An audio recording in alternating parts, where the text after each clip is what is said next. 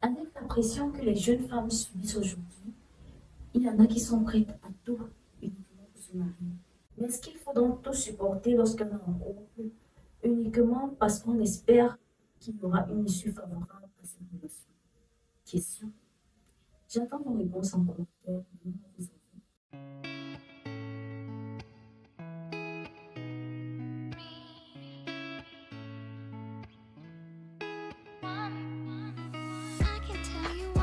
Aujourd'hui, je partage avec vous 5 choses qu'il ne faut surtout pas faire uniquement dans le but de rester en couple avec une issue favorable de la relation. Si le sujet t'intéresse, reste jusqu'à la fin. Mais avant, n'oublie pas de t'abonner, de liker, de partager. Et aussi, laisse-moi un commentaire ou des cœurs en commentaire si tu as une idée. C'est pas grave, tu laisses juste des cœurs en commentaire. Pour ceux qui ne me connaissent pas, je m'appelle Ivanina. Ivanina. Ivanina. Et je partage avec vous sur cette chaîne des contenus sur le développement personnel, la féminité, l'élégance, la beauté et aussi parfois quelques temps et divertissements. Premièrement, d'accepter les injures et les paroles dévalorisantes. Il y a certains couples qui s'amusent en s'injuriant. Je ne juge pas, c'est leur façon un peu de s'amuser. Mais je vous dis que ici, je fais référence aux injures lorsqu'il y a des mésententes, lorsqu'il y a des disputes, les injures, les paroles dévalorisantes en longueur de journée. Pourquoi il faut refuser? Pourquoi il ne faut pas accepter? Parce que ce que tu consommes finit toujours par t'affecter. Au départ, tu vas dire que tu t'en fous, ça ne te dit rien. Mais crois-moi, après plusieurs années, plusieurs mois, voire même des années, pour celles qui supportent jusqu'à là. Mais crois-moi, à force d'écouter cela, tu vas finir par croire que c'est réellement ce que tu fais. Alors que ce n'est pas ce que tu es. Ce n'est pas ce que tu es. Même si tu te dis que tu es forte, que non, quand la personne t'injure, ou bien lorsque cette personne te parle de cette façon, après tu te répètes à toi des paroles positives pour pouvoir essayer de contre-attaquer ce que ton cerveau a retenu. Mais laisse-moi te dire qu'au fur et à mesure, tu finiras par croire que ce qu'elle te dit, ce que cette personne en face de toi te dit, c'est la vérité, alors que ce n'est pas la vérité. Deuxièmement, faire une croix sur tes principes et tes valeurs. Lorsque tu fais une croix sur tes principes et tes valeurs pour la personne en face de toi, demande-toi d'abord si cette personne serait capable de faire pareil. En général, ce n'est pas le cas. Tu fais une croix sur tes valeurs uniquement parce que tu as peur d'être seul. Et tu as peut-être pas peur d'être seul. Il est mieux d'être seul que d'être accompagné. On est bien d'accord. Si par exemple tu as dit que toi tu vas t'ouvrir ou bien tu vas rester vierge jusqu'à ton mariage, même si tu es en couple, en relation avec un homme qui te dit t'aimer plus que tout au monde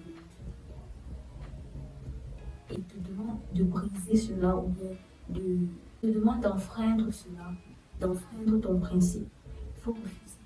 Parce qu'en vérité, la personne qui t'aime viendra jusqu'à t'épouser uniquement pour respecter ce que toi tu considères comme valeur. D'accord? La prochaine chose, c'est de justifier tout au lieu de s'exprimer. Quand je dis justifier tout au lieu de s'exprimer, c'est d'éviter de mettre au devant ce qui vous gêne. Quand il y a une situation qui vous déplaît, au lieu d'en parler, vous cherchez plutôt à couvrir. Je prends un exemple, si quelqu'un rentre du boulot et il se met, un vient, il se met à vous crier dessus, à vous injurier. Et simplement, il lui dit que vous n'êtes pas d'accord, vous préférez rester tranquille et dire peut-être qu'il a un problème de travail, c'est pour ça que. Non, il doit apprendre à gérer ses émotions. Vous n'êtes pas un punching ball sur lequel on vient taper pour déverser ses frustrations. Et si tu acceptes ça lorsque vous êtes encore hors mariage, sache que dans le mariage, ça va être bien. Ça va pas s'améliorer. Tous ces points-ci que je suis en train de citer, si vous acceptez ça dehors, sachez que c'est pas quand vous allez être marié que ça va s'arrêter. C'est pas quand vous allez être marié que ça va s'améliorer.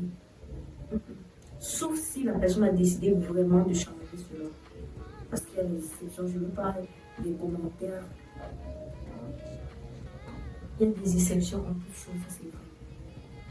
Mais en général, les mauvais comportements hors mariage, dans le mariage, sont voire même quadruplés. Donc, il ne faut pas justifier les actes. Il ne faut pas justifier les paroles. Il faut prendre ça comme ça a été fait, comme ça a été dit. Et maintenant, trouver la solution, soit pour améliorer, soit pour totalement éradiquer. Il ne faut pas garder se disant ou bien en espérant que ça va changer demain. Donc, quand il y a quelque chose qui ne va pas, il faut le dire, il faut vous exprimer, plutôt que de justifier les actes des autres. Je ne justifie pas. Je ne justifie pas. Parce qu'à force de justifier, la personne continue encore et encore. Tu passes tout ton temps à justifier en disant que peut-être il a fait ça parce que. Et il y a aussi une autre chose. Les hommes qui n'acceptent jamais qu'ils peuvent avoir tort. Qui disent ouvertement jamais je n'aurai tort devant une femme.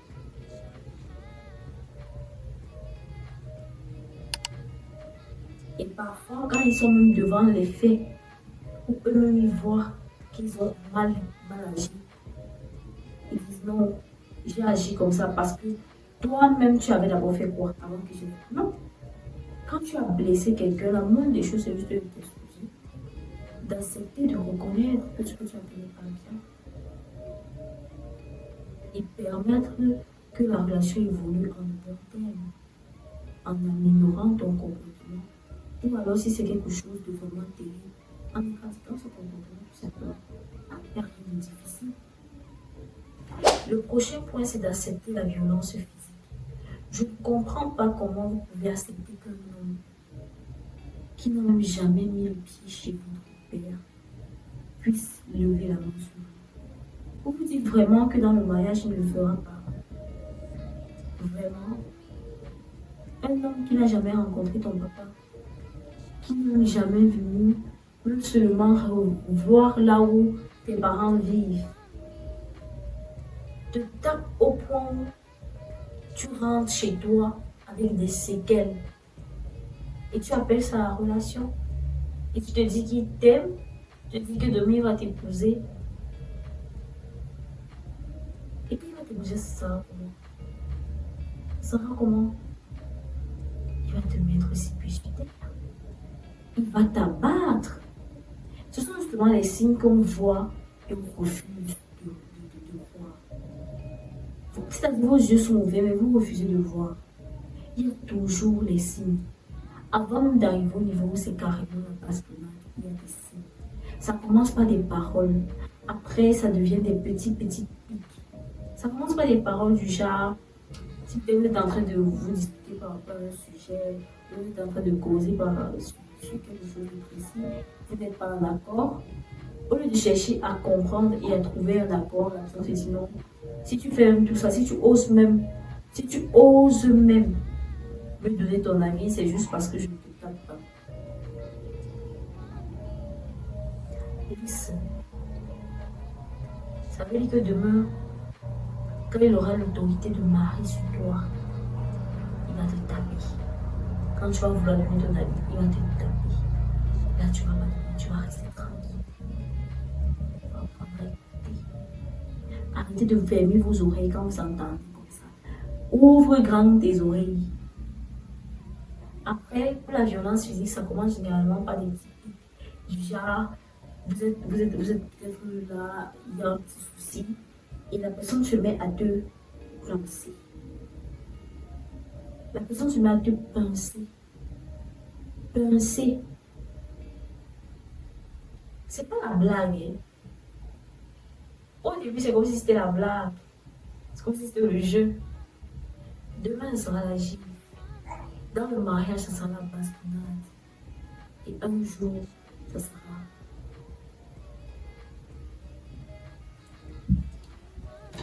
Anyway, chacun fait comme il veut. Moi, je donne juste mon avis. Je parle avec le cœur. Une personne qui aura besoin de questions vidéo, je ne vais pas en réflexion dans mes commentaires. Si vous avez à ajouter, vous ajoutez. Toujours dans la bienveillance. Et ne venez pas pour juger ce que moi je dis. Je dis ceci par rapport à des situations réelles que j'ai vues. Et cette vidéo, c'est pour une amie. Et j'espère qu'elle va voir et qu'elle va comprendre. Parce que souvent, comme on dit, on est taxé par une information. Mais j'espère qu'en regardant la vidéo au calme, elle va chercher à voir les choses différentes. La dernière chose, c'est de se dire que en général, ça se suit. C'est de se dire non, si je le dis, qui va encore m'aimer, s'il me laisse partir. Il y en a même qui le disent clairement aux femmes.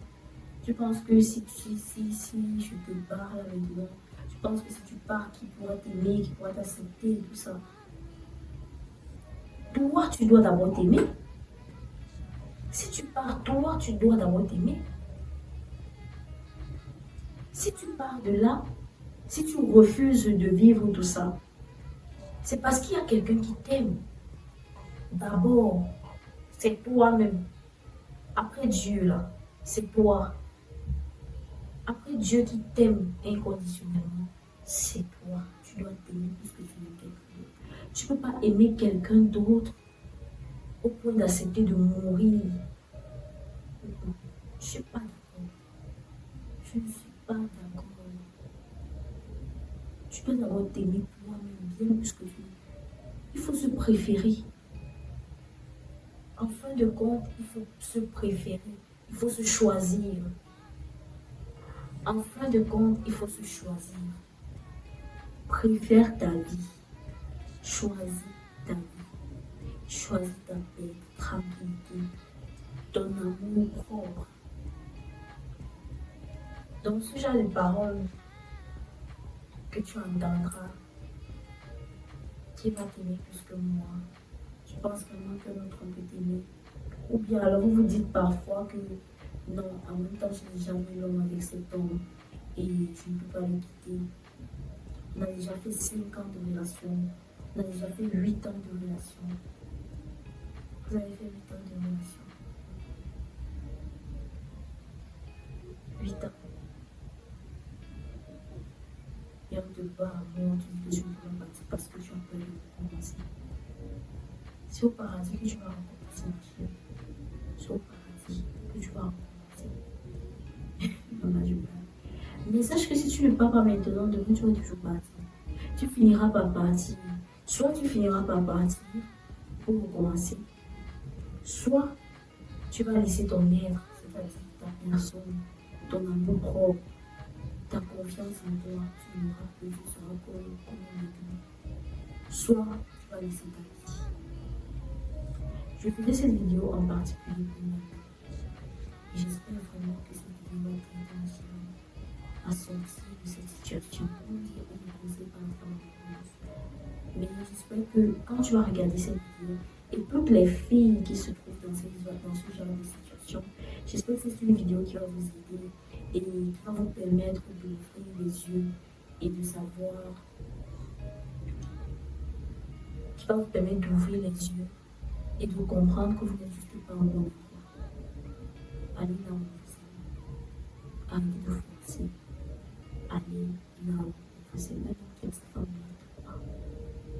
Un homme qui aime une femme ne la violente pas. Non. Regardez tous les cas de violence conjugale. Regardez.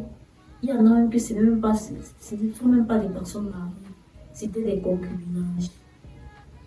Parce que tu as voulu supporter, parce que tu t'es dit que tu ne mérites pas mieux, parce que tu t'es dit que tu ne peux pas reprendre, parce que tu t'es dit que non, peut-être qu'il fait ça juste maintenant, Dieu va le changer.